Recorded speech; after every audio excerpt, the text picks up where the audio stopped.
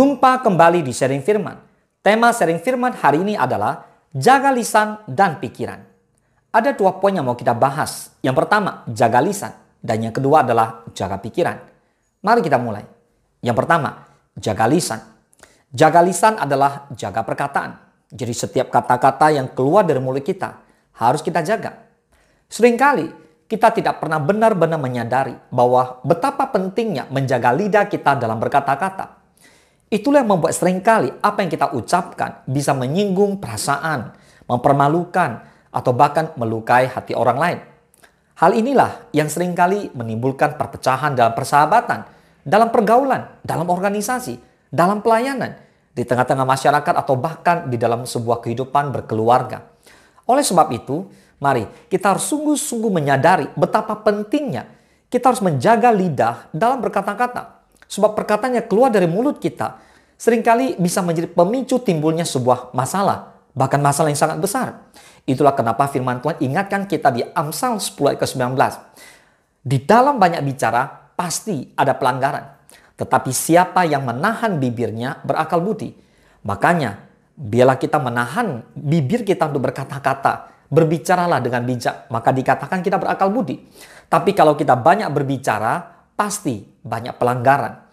Saudaraku, kita harus terus menyadari bahwa panggilan kita sebagai orang percaya adalah untuk menjadi sempurna seperti Bapa kita di surga. Amin. Nah, untuk menjadi orang yang sempurna, maka tentu kita harus hidup melakukan apa yang dilakukan oleh kehendak Bapa. Jadi dalam hidup melakukan kehendak Allah di surga, itulah kita harus mengontrol setiap gerak hidup kita, terutama kata-kata kita. Jadi firman Tuhan katakan di dalam Yakobus 3 kedua bahwa sebab kita semua bersalah dalam banyak hal. Barang siapa tidak bersalah dalam perkataannya, ia adalah orang sempurna yang dapat juga mengendalikan seluruh tubuhnya. Jadi memang kita adalah orang yang tidak sempurna. Sehingga apa? Tuhan mau kita sempurna. Jadi bagaimana caranya supaya bisa sempurna? Kendalikan seluruh tubuh kita, yaitu kendalikan perkataan kita. Jadi kalau kita tidak bersalah dalam perkataan, maka kita adalah orang sempurna. So, kita jaga perkataan kita supaya kita bisa menjadi orang sempurna. Sehingga kita bisa mengendalikan seluruh tubuh kita. Boleh katakan amin? Makanya dalam hidup ini, manusia bisa sukses mencapai berbagai prestasi di dalam banyak hal. Tetapi seringkali gagal dalam mengendalikan lidahnya dalam berkata-kata. Dan pada akhirnya, perkataan itu sendiri juga yang membuat seseorang jatuh ke dalam dosa. Apalagi perkataan yang diucapkan adalah fitnah, bohong, dan sebagainya. Waspadalah. Nah, sekarang yang kedua, jaga pikiran. Selain menjaga lisan atau perkataan kita, maka kita juga harus menjaga pikiran kita.